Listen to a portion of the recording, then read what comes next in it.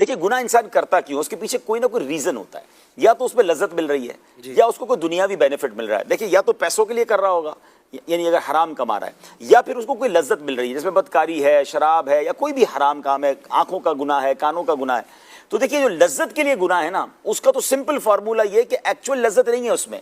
آپ کو لذت محسوس ہو رہی ہے کیونکہ آپ نے عبادت کی لذت نہیں دیکھی، آپ نے تہجد کی لذت نہیں دیکھی، آپ نے سجدوں کی لذت نہیں دیکھی. اس کو اس طرح سمجھے کہ کوئی بندہ ہے ویجیٹیرین ہے، اس نے زندگی بھر سبزی کھائی ہے، کبھی گوشت کھایا نہیں، کہتا سب سے اچھی چیز ہی سبزی ہے، اور کوئی پکڑ کے دوست کو چکن کھلا دے، بیف کھلا دے، مٹن کھلا دے، کہ یار اصل کھانا تو یہ تھا، میں نے تو کھایا ہی نہیں تھا. تو مسئلہ یہ کہ جس کو فلموں ڈراموں میں ساری رات جاگنے کی لذت پتا ہے، اس کو رات دانت خوانی میں یا نبی پاک کے ذکر میں رات گزارنے کی لذت نہیں پتا. جس کو شراب کی محفلوں کی لذت معلوم ہے، اس نے ابھی تک قرآن کی تلاوت اور اللہ کی بارگاہ میں مناجات کی لذت کو دیکھا ہی نہیں ہے. اور یقین مانیے لذت ہے ہی اللہ کے ذکر میں، کیونکہ مجھے اور آپ کو بنایا ہی رب نے، اور اسی نے ارشاد فرما دیا الا بذکر اللہ تطمئن القلوب، اللہ کے ذکر میں ہی دلوں کا چین ہے. اچھا آپ تھوڑے سا سروے کر لیں دنیا کا، جتنے حرام کام کرنے والے ٹاپ لیول کے لوگ ہیں، اگر وہ مسلمان ہوتے ہیں تو آخری عمر میں آ کر انہیں یہ ضرور احساس ہوتا ہے کہ ہم بھاگتے رہے، اور اصل ذکر میں اصل تو توبہ یہی کرنی تھی، آنا یہی تھا. جن کو ہو جاتا ہے یہ احساس، تو یہ بتا رہا ہے کہ وہاں سکون نہیں ہے، ایک میٹریلسٹک لائف ہے. پیسوں میں جو حرام میں پڑے ہوئے ہیں ان کے لیے میرا مشورہ یہ ہے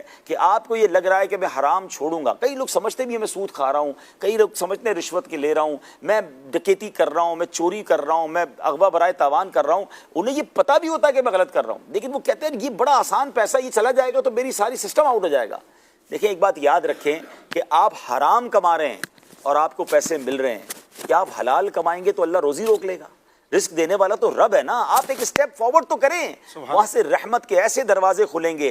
دیکھیں کوانٹٹی میں برکت نہیں ہے، ہو سکتا ہے آپ حرام کے کروڑوں کما رہے ہوں، آپ وہ ختم کریں اور وہ کروڑوں لاکھوں یا ہزاروں میں بدل جائیں، لیکن اس کے ساتھ جو سکون ملے گا، جو لائف میں انجوائمنٹ ملے گی، جو قلبی سکون، اور پھر آخرت میں جو نعمتیں ملیں گی. اصل چیز تو آخرت کی نعمتیں ہے نا. وہ ایک بڑا زبردست ایک میں نے اخبار میں بھی آرٹیکل پڑھا، ایک بار شاید نگران شورا نے بھی یہ سنایا تھا کہ لوگ ایکچولی پیسے کیوں کماتے ہیں، یعنی دنیا بھر میں مال کمایا کیوں جاتا ہے؟ سکون کے لیے نا. تو ایک بچیرا تھا، وہ سمندر کے کنارے بیٹھا تھا اور بڑے مزے سے بیٹھا تھا، اور تھوڑی سی مچھلیاں پڑی ہوئی تھی اس کے پاس. کیا کیا؟ بس مچھلیاں پکڑ لی جتنی پکڑنی تھی. تو اتنا سا کام کیا، فارغ بیٹھے ہو. بولے اس کے بعد کیا کرتے ہو؟ کہ میں بچوں کے ساتھ بیٹھتا ہوں، فیملی کے ساتھ بیٹھتا ہوں، ہم دوست مل کے چائے پیتے ہیں، ہم انجوائے کرتے ہیں لائف کو، آرام کرتا ہوں. تو کہا اتنے چھوٹے سے کام کو کیوں کر رہے ہو، تھوڑا بڑا کام کرو، 4 بندے رکھو، زیادہ لمبے بڑے جال بناؤ. اس کے بعد اس میں بولا اچھا پھر کیا ہوگا؟ بولا پھر اپنی کشتی خرید لینا، ایک کشتی سے تمہاری 10 کشتیاں ہو جائیں گی، اور تم جناب پھر ایکسپورٹ کا کام بھی شروع کر دینا. کرتے کرتے اس نے کہا پھر آخر میں کیا ہوگا؟ بولے جب بہت سارے پیسے کما لو گے تو پھر لائف انجوائے کرنا. تو بولا ابھی کیا کر رہا ہوں؟ ابھی بھی تو لائف انجوائے کر رہا ہوں. اتنی بھاگ دوڑ کرنے کے بعد بھی اگر آخر میں لائف ہی انجوائے کر رہے تو میں تھوڑے میں بھی انجوائے کر رہا ہوں.